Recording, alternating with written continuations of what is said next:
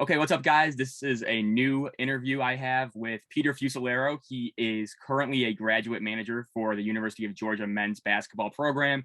He is also the creator of LitFuse Films, which has close to around 2 million total views, I think. He's created highlight tapes for several of the top college players in the recent years, especially from the Chicagoland area. Jalen Brunson, Tyler Eulis, Cliff Alexander, Ayo Dosunmu, Jaleel Okafor, all those players Peter Fusilero has covered and filmed. And yeah, he was at Kansas for 4 years. He was a videographer there. Good experience with that program. And then also with UIC for a year. Is that right? As a graduate Yep, manager? did my first. Yep. Awesome. Okay. So he is on here. He's going to talk about his experience kind of just being in the war room of these different college programs and just kind of his come up in his life story. Cause I think it's really interesting. He's from my area too. So like I grew up watching all your stuff. So I guess I'll start just what was your intro into like videography for basketball, right? Because I feel like you started in what, like 2013 or something around. Yeah, I would say somewhere around then. Right. So I feel like it kind of like took a it you were kind of like one of the trendsetters in that regard, because now we see like Overtime, Ball is Life, they do all these mixtapes, right? But you were kind of just like this independent high school kid just getting all these local highlights. So how did that even start for you? Yeah, it kind of started when I was a sophomore year in high school, and I was with a newspaper and kind of broadcast team prospect, and that's kind of when I got my first time experience with using a video camera. I was with the sophomore team at the time, so I wasn't playing varsity basketball yet. But obviously, my varsity team got to play at the United Center versus Lyons Township, and my journalism teacher and obviously my high school coach was like, "I think this would be a great opportunity for you to cover." So instead of kind of the more traditional, newspaper, just print route, I wanted to kind of do like a video story, kind of documenting the day, basically a day in the life of what the team got to go through, and then I got to like cover the actual Chicago Bulls Phoenix Suns game that night. So I was just at the United Center for that entire day, and so it was a rough video. Looking back on it, it's kind of funny just to see how I started. But that was like my first introduction to the camera, and from there I'm like, okay, I really like this. I really like putting a visual to like a story. I was able to kind of use that as a jumping point to cover the McDonald's AllAmerican game and kind of do something similar with that as far as covering that kind of day and that experience. And then, there's some high level, travel basketball teams in the area.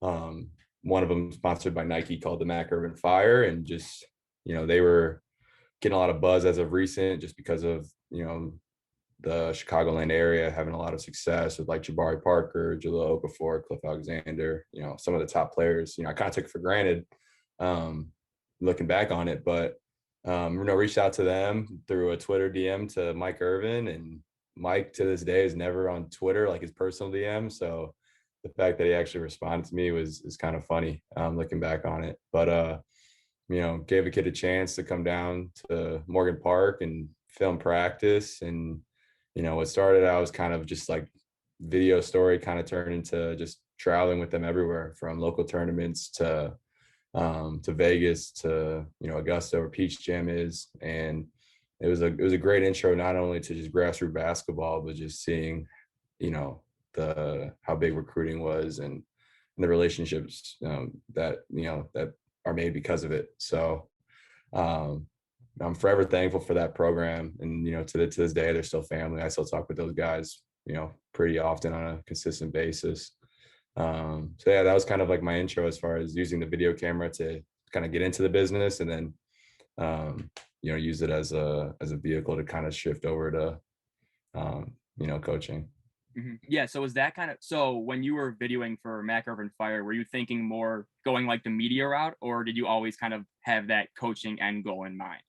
Yeah, I think it was more so media. It was just like, for me, the game of basketball had always been my passion. It's been something that I've always wanted to be, associated with or a part of.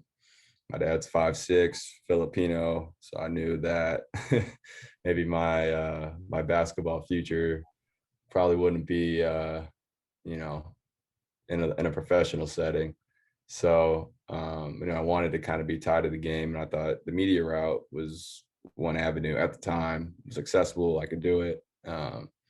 But like I said, the game of basketball had always been a passion, and to have great coaches and to learn from some good basketball minds, it kind of shifted my perspective, because I really enjoy helping people and using the game to do that. I found a great joy in. So that's kind of how that mindset shifted. So when you were with Mac Urban Fire, like when you first got there, what was your not goal, but what was like your function there? So were you trying to get individual highlight tapes, or were you trying to like film games? What was your initial role, or just kind of all the above? Yeah, it was basically just to promote the program best Okay. I could, and with the hopes of having individual highlight films that players could use to sell themselves. I remember Pat McCaw, who's in the league now, like nobody knew Pat. And so I remember his mom just saying, "Hey, Peter, can you please make him a video? Like there's no video out on YouTube at the time of Pat McCaw." And so like, I remember when I put it out, like there, it might be 1,000 views, on it. And then obviously Pat gets to the league, and that video now has jumped to like 40,000 or something like that. So, it was cool. And, Torrey Johnson was another kid, because we had high caliber talent, so that's who I was promoting. I was making a lot of team videos, but it was those really good role guys on the bench who would be, looking back on it, like you put any of those players, you put Pat McCaw, Josh Cunningham on an EYBL team now, they're going to be top 2, top 3 player. That's how, talented and how deep the team was. So I was really making those videos just to help those guys. But yeah, as a whole, it was to promote the program and just to kind of get the Chicago basketball scene, hooked onto it too. So you mentioned that team was like really deep. That was the Jabari Park? Was it Jabari Parker or Angeli Okafor on that team? Was it Cliff Alexander too? Like, Yeah, this was the year after. how does Yeah, Pat McCaw end up like being like a role player on that type of team? Is what yeah, I'm asking. yeah. So I came in 2014. So Jabari finished his 17U. So this is Jaleel going into his senior year, Cliff going into his senior year, Jalen Brunson going into his junior year. We had Marcus Levette, who was from LA but had family in Indiana, so we were able to have him play. At that time, he was a big like hoop mixtape. He was a very hot commodity in terms of like the basketball social space. We had who else? Like I said, Pat McCaw and Ray Doby were from St. Louis, and they came up and played with us. The way that UIBL and kind of travel basketball works is that as long as your state touches the state where the team is that's how Illinois, thankfully, you can take from Wisconsin, you can take from Indiana, Missouri. So yeah, that's how Pat got on the team. And yeah, Pat was like kind of an unknown at the time. Same thing with Torrey Johnson that played at Wake Forest. He was, role man on Morgan Park's team. He played. And then in Vegas, we took Jaquan Lyle that played on Ohio State and I think New Mexico as well. So we were loaded. We had a really good 16U team. You got to think the guys underneath them was Zach Norvell, Charlie Moore, Ed Morrow, those guys. So Luwan Pipkins, like high level college basketball players that are having a really good pro career. So yeah, that I would say between like 2014, like 2016 class was pretty special. Until I kind of be in those first early years was, it was really a fun time. Mm-hmm. So you mentioned covering the McDonald's All-American game. What was kind of that experience like? Because I feel like, if I'm understanding it correctly, in terms of like scouting and things like that, the practices are more important than the actual game, right? Like it's kind of the practices Yeah, you kind of see, like who can yeah, play with the best of them. So were you at the practices too, or just the games? yeah. I was at the practices, and you're seeing, and I was there more, especially when it was Jalen's. When Jalen got into it, I just solely covered him, just because of the relationship we had and him being the kind of only Illinois guy. So to see him going against the Malik Newmans, the Alonzo Cheers, Isaiah Briscoes, and for him holding his own, it's like, all right, this kid's gonna have a special career going into college.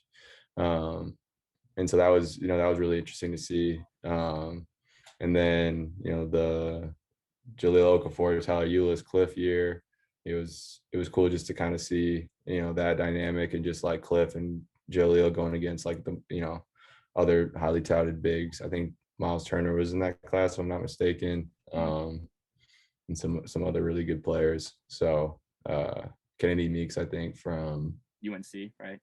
Was that Jabari's? I don't know. It's kind of at UNC forever. So I wouldn't even be able to tell yeah, you. I'm trying to remember that class, but no, it was just to see like them going against like the nation's talent, and Chicago basketball kind of hold its own. It was a cool experience. So you go to Kansas. So did you know you were going to work with the basketball program like when you like applied and committed to Kansas, or was that kind of like once you got on campus, then you kind of just work your way through there, or did you already know like going to Kansas? Like I had a relationship with Jaron Howard, who's one of the assistant coaches. And he just told me of just like the amazing opportunities that they have. Nothing was promised. But yeah, as soon as I got to campus, I was very hands-on and trying to, take the proper initiative to work with, the K Athletic video department. I started my freshman year like off the bat doing it, and then it transitioned to like only doing, men's and women's basketball. So no, there's definitely like no like set in stone. It was just kind of putting in the work and showing I wanted it, and just trying to do everything I could to learn.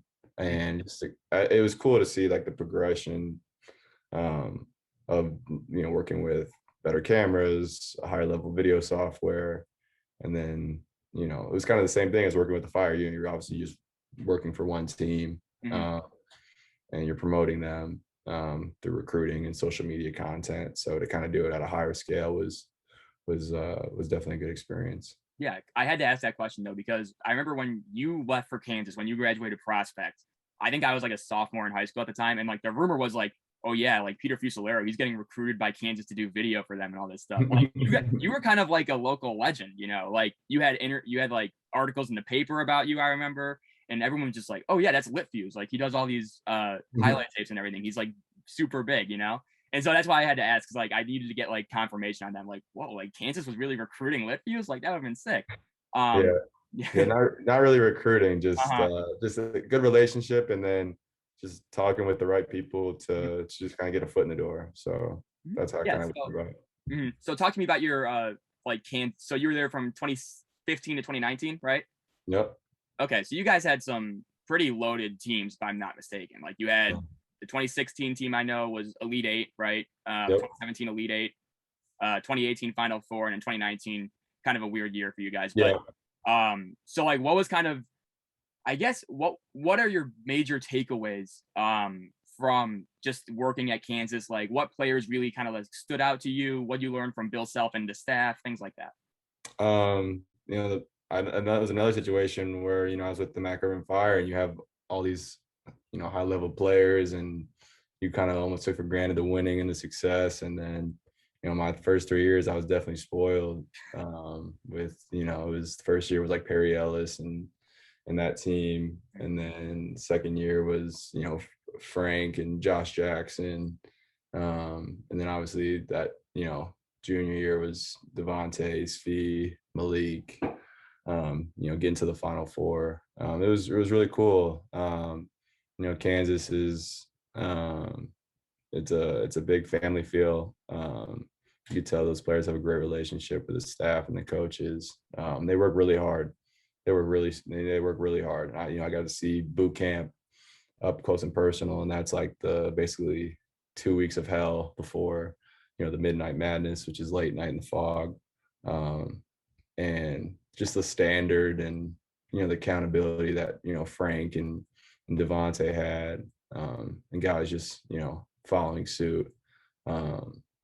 Those guys worked just to see like the late nights of them in the gym, and doing everything they could just to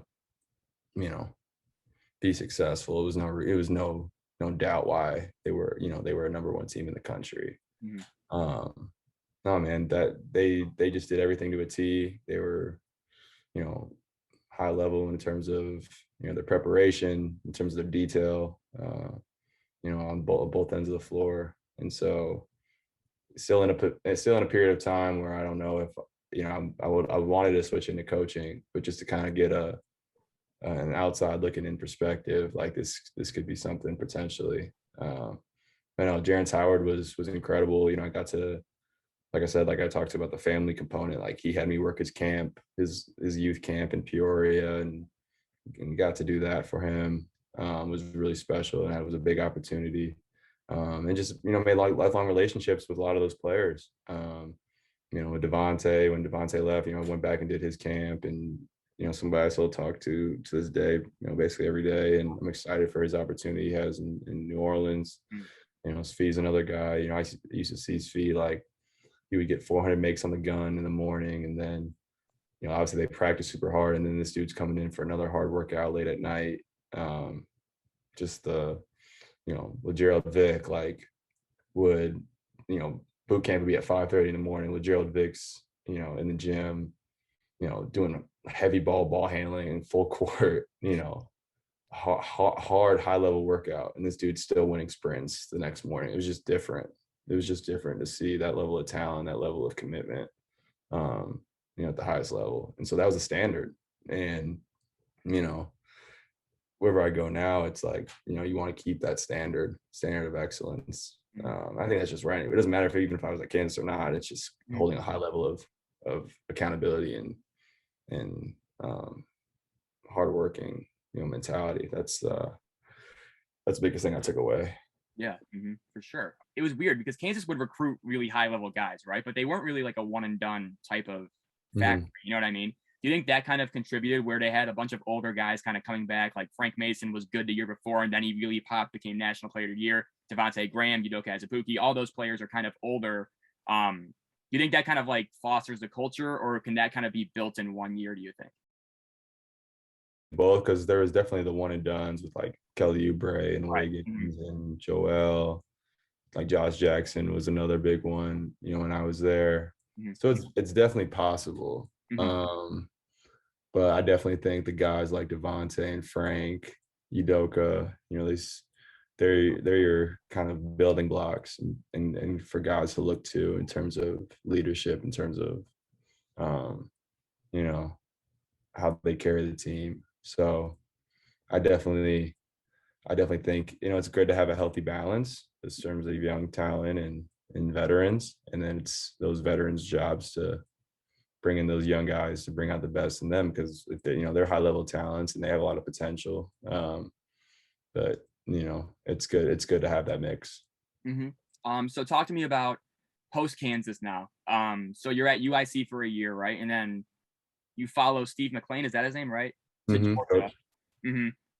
So like, what was that process like? How'd you go from UIC and then now you're at Georgia? Take me kind of like through like the day in the life of Peter Fusilero at Georgia. At Georgia or you? Yeah, UIC or Georgia, maybe both. Yeah, I'll kind of backtrack and talk about UIC. So the off season, well, so D Brown is one of the assistant coaches at UIC, and D played for Coach Self at Illinois before Coach Self left for Kansas. So I met D through Kansas, through when he visited Kansas. We hit it off pretty well. And in the off season, in the summer times, that's when I was trying to kind of switch over and really learn player development and really learn what it takes to coach. And I would always go to UIC. And help with their workouts, like with their pros. It's more so their pros, because I couldn't really help with college. But UIC was a big hub for just professionals coming in. And I would help D work out himself too. Like D was still, imagine the D Brown from the Fighting Illini, like nothing's changed. Like the dude's still in great shape and the fastest guy in the world, like on a basketball floor. Yeah. and the guy has like a rod literally in his hip and is still killing and competing at a high level. You know, he's one of my closest mentors to this day, and I'm forever thankful for him because I wouldn't be here without him and his guidance. Um, but yeah, so I would just always go and just volunteer and help just at UIC. And you know, when I was in my senior year and I went back for, you know, winter break, I would go to UIC to watch practice, to just go to the games, and, you know, talk with Coach McClain, just, hey, you know, I'm not sure what your graduate assistant position will look like for this next coming season. But if there is a spot, I would love just the opportunity to interview and just to hopefully, you know, see if that would be a possibility. And Coach McClain, like, he knew that I loved being in the gym. He knew I was a gym rat. He got to see me work out. A professional player before, so he actually had some type of framework. I think literally like in April, I texted him like, "Hey, coach, I'm graduating in May." He's like, "Okay." He's like, "Once you graduate, like, come to the office. Like, come as soon as you can." So I think I graduated on a Sunday, and I was in his office on Wednesday. I was in a shirt and tie. He's like, "What are you wearing?" I'm like, I'm just here for the interview, coach. He's like, "You got it. Like, you got the job. Like, get on the court."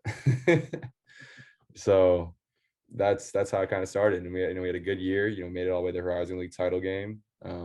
Lost to a really good Northern Kentucky team by 8. COVID hits. I think Coach McClain's on his like third AD in like 2 years. So just the business of basketball, Coach McClain got let go.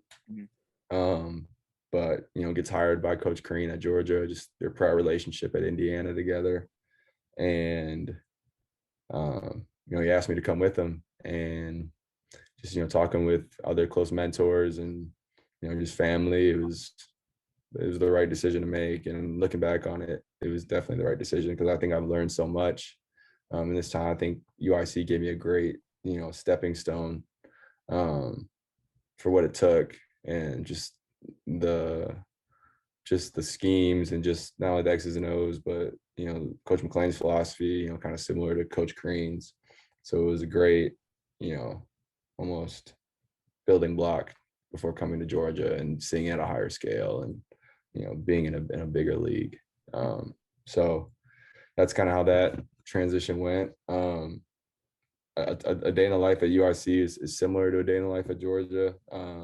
At UIC, I was waking up 5:30 in the morning because I lived back in Prospect. Okay. But I couldn't afford the stipend I had. I couldn't afford to live downtown. Right. And like the hours I was working at UIC, there was no point in living downtown and sleeping literally 6 hours and paying $1,000 for a place. So I would just commute from the home. It was smart. I was able to save my money. So I wake up at 5:30, get to the gym at 6, work out a player at 7. You know, I would, you know, kind of just do basketball activity throughout the day, up until practice, you know, whether it be film, whether it would be working out with other players, you know, during their in between times in classes. And then we practice, and then I'd have night classes with Chicago public school teachers. I was the only probably 20-year-old in the classes. I felt very out of my element. But and I would do that from 6 to 9 p.m. So, and I'd go home, try to get home around like 9:45, and I better get my ass to bed because I got to do it all over again the next day. Coming to Georgia, my sleep schedule has gotten better because there'd be days it would hurt. It would really hurt, just mentally. But I think it conditioned me and disciplined me for here. So get up, you know, early. We have a couple of guys that love to get in before our morning weights. So I call it the breakfast club. At like 7:45, we work out. And then, like I said, it's nicer here. I'm in the sports management program, so I have classes that are kind of built in my mornings. So it's a lot better. So I work out those guys. Then I go to my class between like 9:30 and 11. And then I'm working out with players between, you know, 11 to 1 or 2. And then we kind of, it flows into practice, and then we practice. More guys will get, you know, extra work in after practice. And then, you know, it's whatever film, you know, coach wants us to do later that evening, or, you know, film, like I said, during the day, depending on when guys are coming in. But I mean, as a GA, you're kind of doing a little bit every off card, or, running down to nutrition to get whatever's needed Mm. for the locker. It's cleaning the locker room. It's, cleaning the gym. Being a grad assistant is, you got to do a little bit of everything. It's kind of the bottom of the bottom, but it's the perfect entryway into coaching. And being a grad assistant for Coach Crean is one of the best jobs in the world, just because you get so much experience, you get a ton of responsibility. So it's a really good experience being here so far. And kind of going to my last year, you have a bit of better idea in terms of the expectations, in terms of how coach goes about things. So I'm excited. I really like a lot of our new pieces this year, and I'm optimistic for what's to come November. Yeah, the SEC as a whole, I feel like has been awesome. Just in terms of like the coaching hires they're getting, like obviously Tom Crean at Georgia now, just all like NATO to Alabama, just a bunch of guys who are just, that league is becoming like, I'm almost watching the SEC more for basketball now than I am football, which I think is pretty interesting, right? Yeah. So you're in Coach Crean's program. What do you think is like, what is Coach Crean kind of like hammering down the most? Like, what intangible trait would you say is like the most pressing thing for Coach Crean to emphasize on a daily basis, whether players, staff, anything? I would say just like a commitment to getting better every single day, and that's like, but it's having like I said, a standard. It's not coming. He's always talks about, it's not just coming in the gym just to get shots. We're not just getting shots. We're making shots at a high level and an efficient clip, and we're going hard. We're going with purpose. Like coach is big about that. Coach is big about development. Not only developing them, skillfully in terms of the game, but their minds, right? Their mental fatigue, and how much can they process, how much can they handle? Because we want to play fast, and when we play fast, you're going to be, you're going to be tired, and when you're tired and fatigued, can you think? Can you process?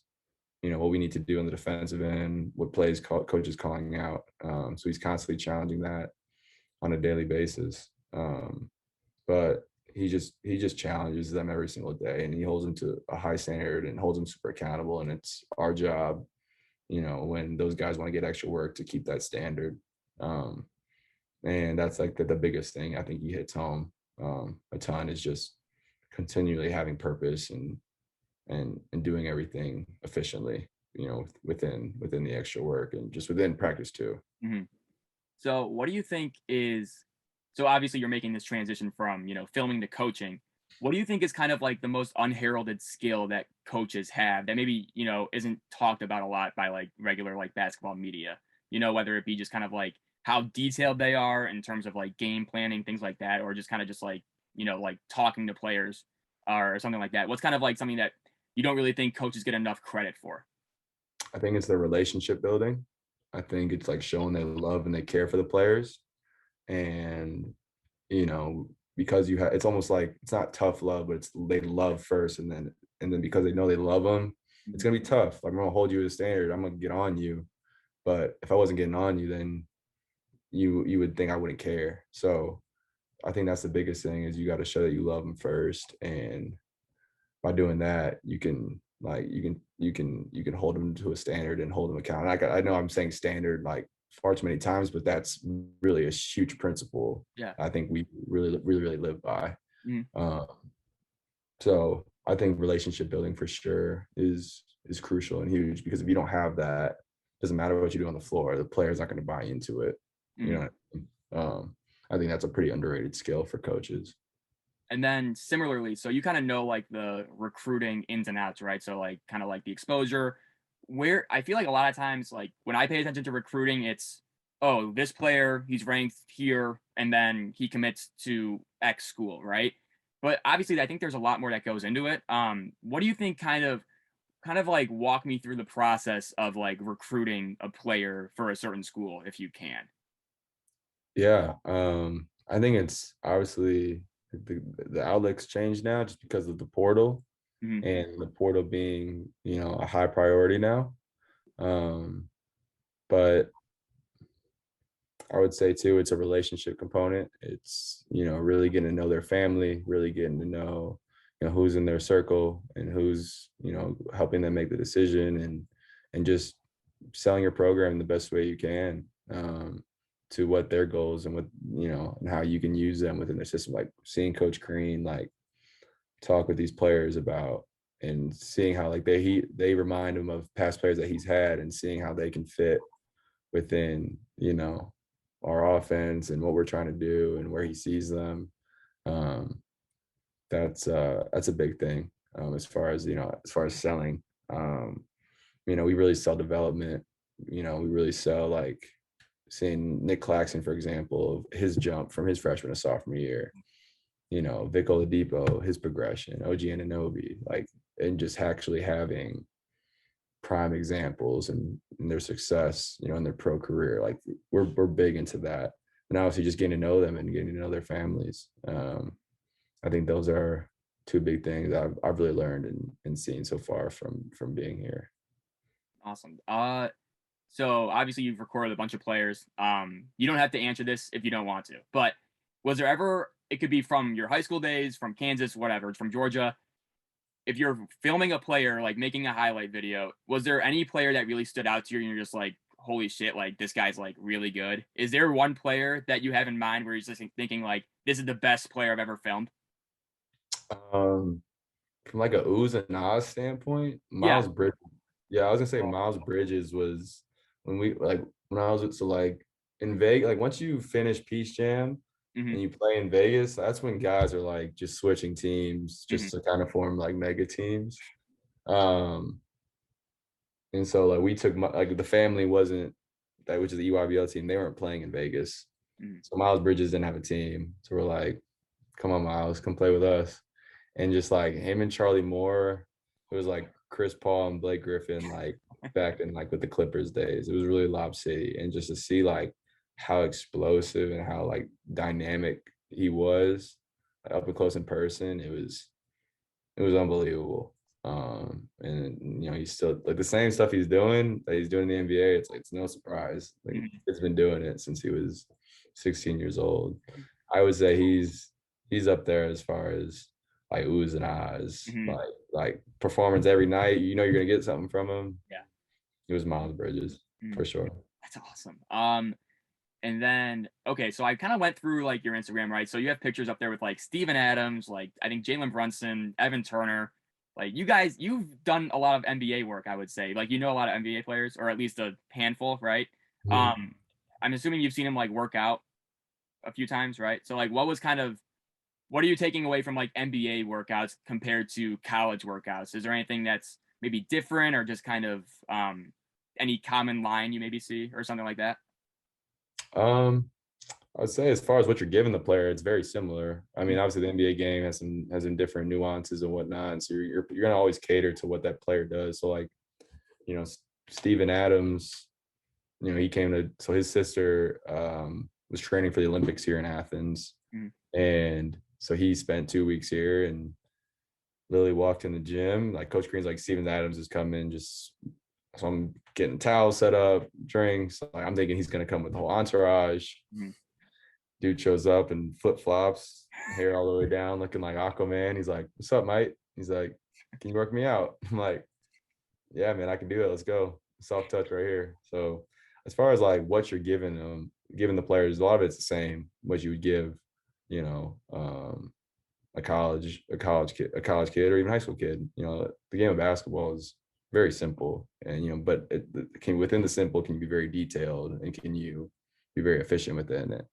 And can you do it at a great pace and at a high level. But I would also say like a big thing is like with an NBA guy is it's an 82 game season versus a college guy who's in a 30 game season. So their bodies, especially for Steven, who's been in the league for a long time, it's about making sure it's good work. It's nothing that's overbearing or too much. He's got to be mindful of that, just because he's got a long season ahead. So maybe it's starting Monday off, which we're just strictly catch and shoot, soft touch around the rim, just getting his body up and moving. And you got to think like, he's just starting his offseason. He's not going at a higher gear yet. He's not trying to get in super game shape yet. He just wants to feel good. And that's, and sometimes the college guys, it's like, no, we're working every single day. We're going hard, is because, you don't have that luxury. So, you're mindful of what you're doing each day with that player. And, Monday might be like that, kind of just build up, kind of get your feet wet, we call it vitamins, just, solid routine. And then Tuesday, Wednesday, we start ramping it up. Now we're doing more multiple actions. He's sprinting up from the block to set a step up screen. He rolls, he catches it, he finishes dunks, and he's sprinting up to another ball screen, catch, finish, dunk, and then we're finishing with like a post up. So it's like he's getting 3 actions all in one, high level, more conditioning component. So, I think that's a big difference. It's just like what you're doing each day, and obviously you're mindful of what you're doing each day with a college player. But you just got to be mindful of their bodies, I think, too, in the NBA. Awesome. That's all I got for you, man. Oh, actually, no, one more thing. So you actually had kind of a legendary tweet, I think, in 2016. It was you and Hillary Clinton. How did that kind of like come to fruition, where you got that picture? And then I think it was a tweet like, oh, hey, Fuse, you did something where it's like, oh yeah, KU is lit. And then something like that. Like, how was that? How did that kind of come about? My good friend, and at the time my neighbor, named Matt McParland, his dad, Brian McParland, used to work for the Clintons. He worked for the Biden campaign too. But like he was like the Clintons like right hand man. And Hillary was having an event in Chicago, and she needed some more bodies as security. I would say like Secret Service, but just security for the event. Yeah. So Mr. McParland was like, Matt, Pete, do you guys want to help with doing some security and like just kind of helping the event? I'm like, sure. I took my dad's leather jacket so I could kind of look official. And yeah, like we helped it. And then she took pictures with like everybody that came. And then we were kind of like the last guys to take pictures with her. So it was cool. It's something that, I always have, that experience to meet somebody of that status that's not necessarily in the basketball space. So that was a cool experience, to say the least. That's awesome. Awesome stuff. Thank you so much, Peter. Really appreciate your time. And yeah, I think your Instagram is at LitFuse _, right? All right. Yep. Is that your Twitter too? Yep. Okay. Yeah. So just follow Peter on everything, Instagram, Twitter. Check out his YouTube videos, because there are some gems there. If you want to watch some Chicago area legends from 2013 through 2016, like go to Peter's channel. He's got it all. Peter, thank you so much. Good luck this coming year at Georgia. I'll be rooting for you guys. Appreciate it, Bob. Thank you. Thank you.